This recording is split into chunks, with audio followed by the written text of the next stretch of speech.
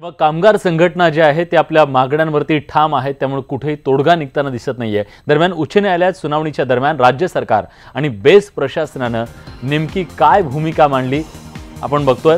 कामगारांनी आता संप स्वतःहून मागे घेतला नाही तर आम्हाला तो कठोर कारवाई करून संपवावा लागेल अशा प्रकारची भूमिका जी आहे ती न्यायालयाने मांडल्याचं कळतंय।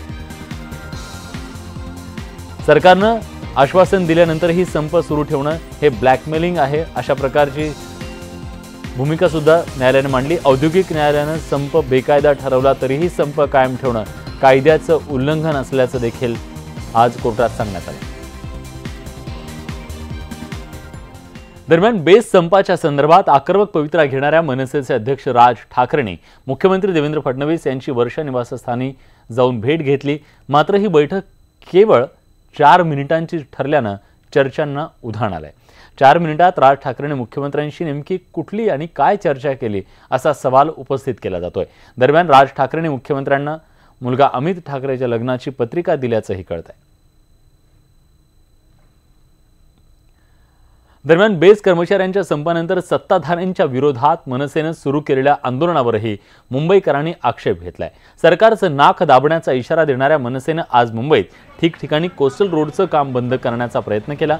वरळी आणि प्रियदर्शनी परिसरात मनसेने कोस्टल रोडचं काम सुरू असलेल्या ठिकाणी जाऊन गोंधळ घातला। मात्र पोलिसांच्या बंदोबस्तात काम पुन्हा एकदा सुरू झालेलं आहे। तर चिरा बाजारमध्ये सुरू असलेल्या मेट्रो काम बंद पाडण्यात देखील मनसेच्या कार्यकर्त्यांनी प्रयत्न केला। कोस्टल रोड आणि मेट्रोच्या कामात अडथळा निर्माण करून आंदोलन करणं कितपत योग्य आहे आणि त्यांनी मुंबईकरांना फायदा होण्याऐवजी नुकसान होणार असल्याचा सूर मुंबईकरांमधून ऐकायला मिळतोय। बेस्टवरून राजकारण रंगायला सुरुवात झाली आहे। आता या वादात काँग्रेस आणि राष्ट्रवादीने देखील उडी घेतली आहे। माजी मुख्यमंत्री पृथ्वीराज चव्हाण आणि विधान परिषदेचे विरोधी पक्षनेते धनंजय मुंडे यांनी ट्विटरवरून हल्लाबोल केलाय। या संपामुळे 25-30 लाख मुंबईकरांचा नाहक हाल होत आहेत असं पृथ्वीराज चव्हाण म्हणाले। माजी मुख्यमंत्री पृथ्वीराज चव्हाण यांनी ट्विटरवर काय प्रतिक्रिया दिली आहे आपण बघतोय। मुंबईत बेस्ट संपाचा आजचा 7वा दिवस आहे। शिवसेना भाजपमधील कुरघोडीच्या राजकारणामध्ये 25-30 लाख सामान्य मुंबईकर नाहक भरडले जात आहेत।